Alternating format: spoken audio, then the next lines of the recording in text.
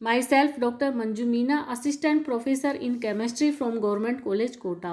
आज हम BSc part first में यूनिट फर्स्ट के अंतर्गत रासायनिक अभिक्रियाओं की क्रियाविधि के अंतर्गत क्रियाशील मध्यवर्ती या रिएक्टिव इंटरमीडिएट्स के बारे में अध्ययन करेंगे। रिएक्टिव इंटरमीडिएट्स कार्बनिक अभिक्रियाएं जो कि दो या दो से अधिक पदों में संपन्न होती हैं, उसके अंतर्गत क्रियाशील मध्यवर्ती के रूप में बनते हैं और इनके द्वारा उत्पाद बनता है।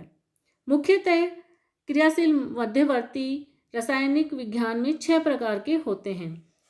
कार्बोकेटायन, कार्बेनाइन या कार्बेनाइन, मुक्त मूलक या फ्री रेडिकल्स, कार्बीन्स, एराइन्स, नाइट्रिन्स। हमने प्रीवियस लेक्चर्स में कार्बोकेटायन क्या होता है, इसका स्थायित्व और संरचना क्या होती है, उसके बारे में अध्ययन किया था। आज हम देखेंगे कि किस प्रकार की अभिक्रियाओं में क्रियाशील मध्यवर्ती के रूप में बनते हैं। सर्वप्रथम देखें नाभिक स्नेही प्रतिस्थापन अभिक्रिया, जहाँ की कार्बोकेटायन हैलाइड आयन से क्रिया करके एल्किल हैलाइड उत्पाद बनाते हैं। इसी प्रकार से विलोपन अभिक्रियाओं में भी ये एल्कीन बनाते हैं। इलेक्ट्रोफिलिक योगात्मक अभिक्रियाओं में इस प्रकार से अभिक्रिया होती है कि कार्बोकेटायन एल्कीन से क्रिया करके इलेक्ट्रोफिलिक योगात्मक बनाता है। पुनर्विन्यास अभिक्रियाएं, जिसमें से कोई एटम या परमाणु का उसी परमाणु के अंतर्गत पुनर्विन्यास होकर नया यौगिक बनता है, उसमें कार्बोकेटायन क्रियाशील मध्यवर्ती के रूप में बनते हैं। सेकंड है कार्बेनाइन या कार्बेनाइन। इनका भी अध्ययन हमने प्रीवियस लेक्चर्स में कर लिया था। इनको हम देखें तो ये योगात्मक क्रिया जिसके अंतर्गत कार्बेनाइन CO2 से क्रिया करके योगात्मक उत्पाद बनाता है। विलोपन अभिक्रियाएं, इसके अंतर्गत भी कार्बेनाइन अभिक्रिया करके विलोपन उत्पाद बनाता है। इसी प्रकार से प्रतिस्थापन अभिक्रियाओं में, जिसमें कार्बेनाइन क्रियाशील मध्यवर्ती के रूप में बनके प्रतिस्थापन उत्पाद बनाते हैं। पुनर्विन्यास अभिक्रियाएं, इसके अंतर्गत भी एक ही यौगिक में परमाणु अपनी स्थिति परिवर्तित करके पुनर्विन्यासित यौगिक बनाते हैं, जिसमें कि कार्बेनाइन महत्वपूर्ण भूमिका निभाता है। थर्ड हम देखें कार्बीन्स। कार्बीन्स क्या होते हैं? कई अभिक्रियाएं कार्बीन मध्यवर्ती द्वारा संपन्न होती है, जैसे डाइएजोमेथेन CH2N2 की समस्त अभिक्रियाएं ही कार्बीन के माध्यम से संपन्न होती है। कार्बीन एक इलेक्ट्रॉन षटक या सेक्सेट युक्त एक ऐसी इलेक्ट्रॉन न्यून स्पीसीज होती है जिसके पास 2 अयुग्मित इलेक्ट्रॉन होते हैं, जिनके द्वारा यह 2 सहसंयोजक बंध बनाती हैं। इन दोनों अयुग्मित इलेक्ट्रॉनों का चक्रण विपरीत भी हो सकता है, जो कि सिंगलेट अवस्था में होता है, और समानांतर भी हो सकता है, जो कि ट्रिपलेट अवस्था में होता है। जब यह सिंगलेट अवस्था में होता है तो इसके अंतर्गत sp2 संकरण पाया जाता है और इसकी आकृति कैसी होती है? कोणीय आकृति होती है, जिसके कि तीसरे sp2 कक्षक में अबंधी इलेक्ट्रॉन युग्म उपस्थित होता है। यह इस प्रकार का सिंगलेट कार्बीन स्टीरियो सेलेक्टिव होता है और अतः किसी सिस एल्कीन के साथ सिंगलेट कार्बीन योगात्मक अभिक्रिया करके सिस साइक्लो व्युत्पन्न बनाता है। जैसा कि इस एग्जाम्पल में देखें कि ये सिस एल्कीन है जो कि कार्बीन से अभिक्रिया करके सिस डाइएल्किल साइक्लोप्रोपीन बनाती है। उपयुक्त के विपरीत ट्रिपलेट अवस्था में कार्बीन sp2 संकरण में या sp संकरण में होती है। जब ये sp2 संकरण में होती है तब कोणीय आकृति होती है, और जब sp संकरण में होती है तो इसका रेखीय आकृति होती है। इसके अंदर दोनों इलेक्ट्रॉन समानांतर होते हैं, अतः यह स्टीरियो सेलेक्टिव नहीं होता है। जब यह किसी सिस एल्कीन के साथ ट्रिपलेट कार्बीन अभिक्रिया करती है तो सिस और ट्रांस दोनों साइक्लो व्युत्पन्नों का मिश्रण प्राप्त होता है। इसका कारण यह है कि ट्रिपलेट कार्बीन जब एल्कीन के साथ क्रिया करती है तो निम्न मध्यवर्ती बनता है, जिसमें बिना घूर्णन के यदि उत्पाद बने तो सिस बनता है, लेकिन यहाँ एकल बंध के अंतर्गत यदि घूर्णन हो तो उसके द्वारा ट्रांस योगात्मक बनता है। इस प्रकार से सिंगलेट कार्बिन के द्वारा एक ही बनता है उत्पाद, जबकि ट्रिपलेट कार्बिन के द्वारा सिस और ट्रांस दोनों उत्पाद बनते हैं। कार्बिन का निर्माण निम्न अभिक्रियाओं के अंतर्गत होता है। सर्वप्रथम देखें डाईएजोमेथेन के विघटन से, जहां CH2N2 विघटन होकर कार्बिन प्लस नाइट्रोजन गैस बनाता है। अल्फा विलोपन से भी कार्बिन बनती है।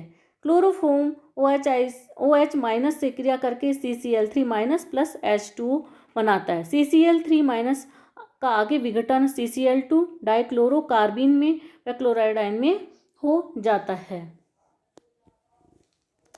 फिर यह क्लोरोफॉर्म जल अपघटन इसी डाइक्लोरीन कार्बिन के माध्यम से संपन्न होता है। और यदि हम देखें कि एल्कीनों पर यदि चक्रीय योग हो तो साइक्लोप्रोपेन व्युत्पन्न बनता है। इस प्रकार से चक्रीय योग होकर साइक्लोप्रोपेन व्युत्पन्न बनता है। दूसरा हम देखें साइक्लोहेक्सिन, जो कि क्लोरोफॉर्म और KOH के साथ क्रिया करके 7,7 डाइक्लोरो बाईसाइक्लोहेप्टेन बनाता है, जो कि एक साइक्लो व्युत्पन्न है। एरोमेटिक यौगिकों के साथ भी योग करके ये वलय का विस्तार कर लेते हैं, जैसे कि हम इस एग्जाम्पल में देख सकते हैं कि बेंजीन की क्रिया यदि CH3COOH5 कार्बिन से करवाई जाए तो यहाँ पर 6 मेंबर से 7 मेंबर रिंग हो जाती है और बुकनर अम्ल एस्टर का निर्माण होता है। इस प्रकार से कार्बिन की अभिक्रिया रसायन विज्ञान में बहुत महत्वपूर्ण है। अब हम देखें एराइन्स या बेंजाइन। एराइन या बेंजाइन मध्यवर्ती एरोमेटिक यौगिकों की नाभिक स्नेही प्रतिस्थापन अभिक्रियाओं में बनते हैं, जो विलोपन योगात्मक क्रियाविधि द्वारा संपन्न होती है। जैसे कि हम यहाँ देखें ब्रोमोबेंजीन की यदि हम KNH2 से क्रिया करवाएं तो इस प्रकार से योगात्मक बनता है। अभिक्रिया बेंजाइन मध्यवर्ती के द्वारा संपन्न होती है। इसका प्रमाण निम्न अभिक्रिया जिसमें एक ऑर्थो व्युत्पन्न नाभिक स्नेही प्रतिस्थापन द्वारा एक मेटा उत्पाद बनाता है। NaNH2 से क्रिया करके ये मेटा उत्पाद बनाता है।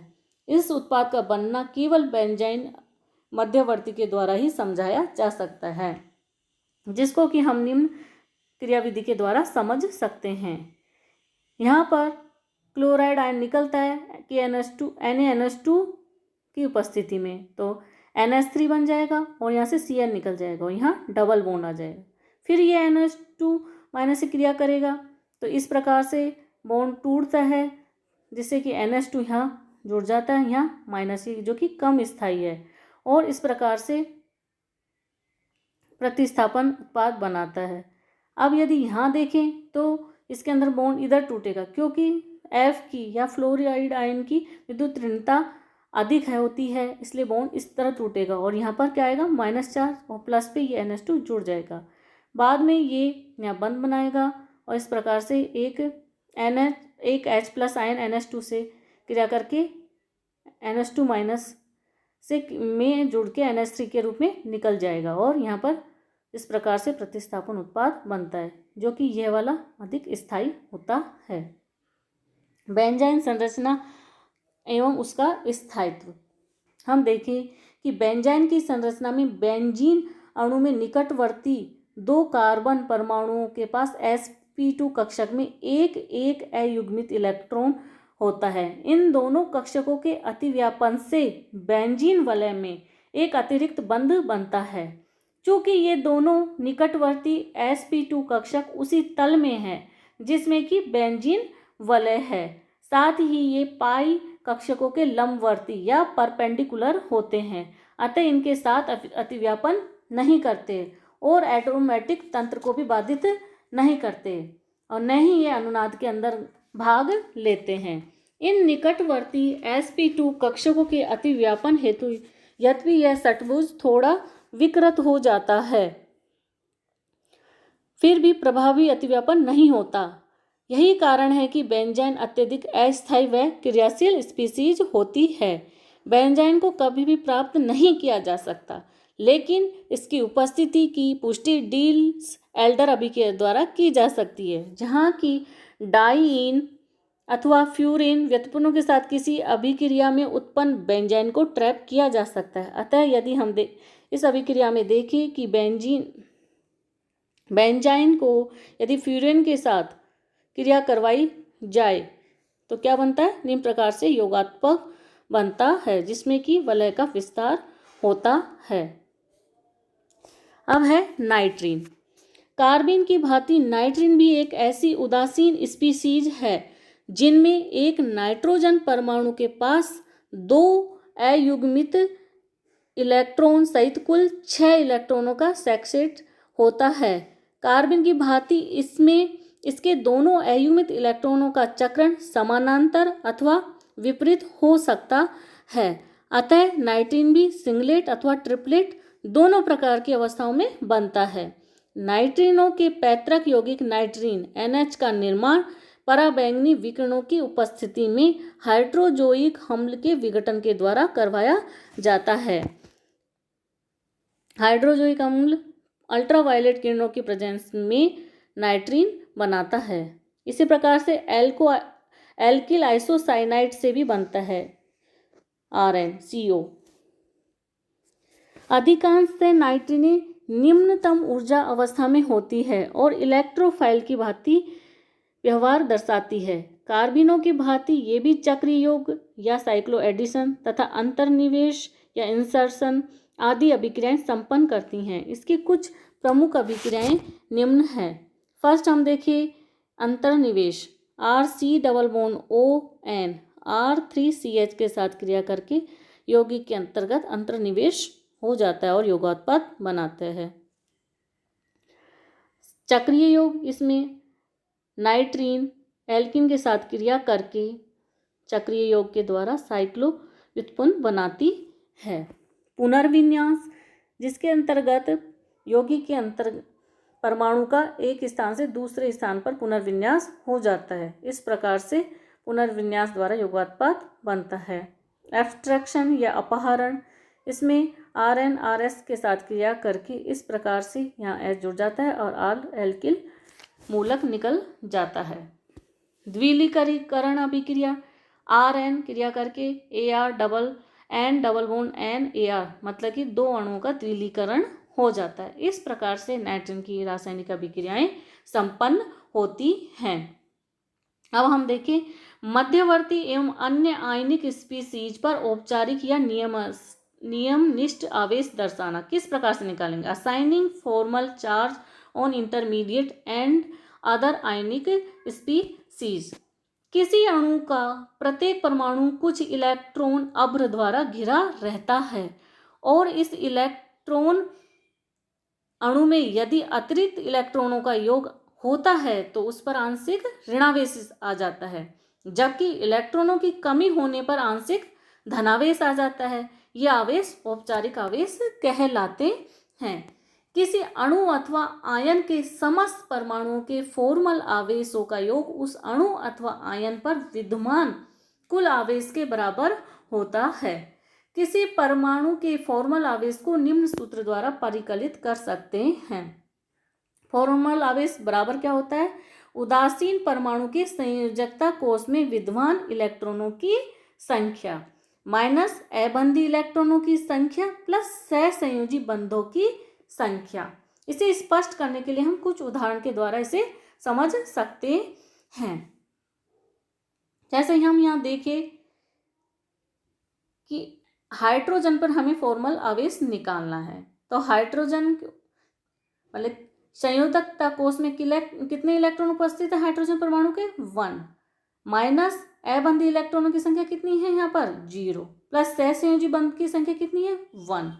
तो 1 माइनस 1 करेंगे तो कितना आएगा? हाइड्रोजन पर फॉर्मल आवेश 0। इसी प्रकार नाइट्रोजन पर फॉर्मल आवेश निकालें तो नाइट्रोजन के संयोजकता कोष में विद्यमान इलेक्ट्रॉनों की संख्या कितनी होती है जब उदासीन होता है? तो 5 माइनस अबंधी इलेक्ट्रॉनों की संख्या यहाँ हम देखें तो 0 और सहसंयोजी बंधों की संख्या कितनी है? 1 2 3 और 4।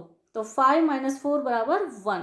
अतः पूरी स्पीसीज पर आवेश देखें तो +1 + 4 × 0 बराबर +1। अतः NH4 अणु पर एक धनावेश आएगा और इसका सूत्र क्या हो जाएगा, NH4+। और उदाहरण से हम इसे समझ सकते हैं निम्न प्रकार से, जैसे इस एग्जाम्पल में देखें हम HCH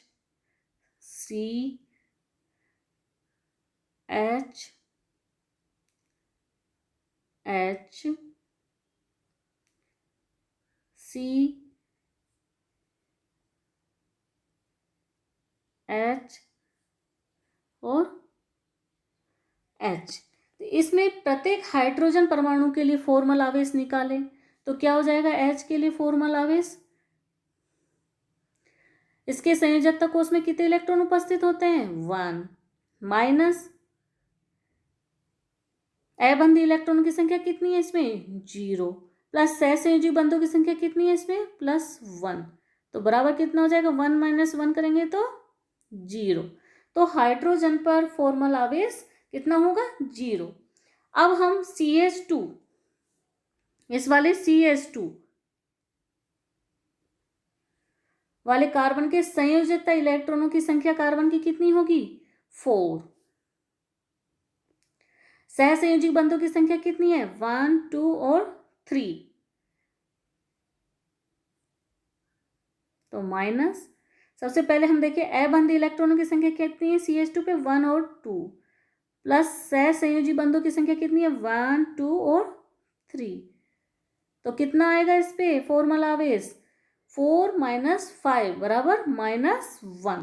तो इस CH2 पर फॉर्मल आवेश कितना हो जाएगा, -1। अब हम CH3 वाले अणु पर देखें कितना फॉर्मल आवेश होगा। तो कार्बन के संयोजकता कोष में इलेक्ट्रॉन की संख्या कितनी है, 4, माइनस अबंधी इलेक्ट्रॉन की संख्या कितनी होगी इस कार्बन पर, 0, प्लस सहसंयोजी बंधों की संख्या कितनी है, 1, 2, 3, 4। तो कितना फॉर्मल आवेश आएगा इस पर, 4 - 4 बराबर 0। अतः अब पूरी स्पीसीज पे हम देखें तो कितना होगा, इस पे कितना है, हाइड्रोजन परमाणु कितने, 1, 2, 3, 4। तो उन पे कितना हो जाएगा, 5 × 0 प्लस CH3 वाले पे देखें तो कितना है, 1 × 0 प्लस CH2 पे देखें तो ये 1 × -1। अतः पूरी स्पीसीज पर कितना फॉर्मल आवेश आ जाएगा, -1। अतः CH3 CH2 पर एक ऋणावेश होगा जिसका सूत्र निम्न हो जाएगा, CH3 CH2 माइनस। अब हम नेक्स्ट एग्जाम्पल देखें, कार्बीन CH2। अब इसमें हम देखें हाइड्रोजन परमाणु पे फॉर्मल आवेश कितना होगा, हाइड्रोजन परमाणु के संयोजकता कोष में उपस्थित इलेक्ट्रॉन की कितनी है, 1, माइनस अबंधी इलेक्ट्रॉनों की संख्या कितनी है हाइड्रोजन पे, 0, प्लस सहसंयोजक बंधों की संख्या हम देखें तो इसको किस प्रकार से लिखेंगे, CH और H। तो सहसंयोजक बंधों की संख्या कितनी है, 1। तो पूरा पे कितना आवेश आ जाएगा, 0। अब हम देखें किस पे देखेंगे, कार्बन परमाणु पर। तो कार्बन परमाणु पर अगर हम देखें तो उसके संयोजकता कोष में इलेक्ट्रॉन की संख्या कितनी है, 4, माइनस अबंधी इलेक्ट्रॉन युग्मों की संख्या कितनी है, 1 और 2, प्लस सहसंयोजी बंधों की संख्या कितनी है कार्बन पर, 1 और 2। तो कितना आवेश आ जाएगा, 0। अतः फॉर्मल आवेश कंप्लीट स्पीसीज पे निकालें तो कितना होगा, हाइड्रोजन पे कितने, 2 हाइड्रोजन है इंटू 0, प्लस कार्बन वाला कितना है आएगा, 0। तो टोटल कितना आ जाएगा, 0। अतः इस स्पीसीज के समस्त परमाणुओं पर फॉर्मल आवेश 0 होगा और यह एक उदासीन स्पीसीज है। अतः इसका सूत्र क्या हो जाएगा, CH2 CH2। Thank you.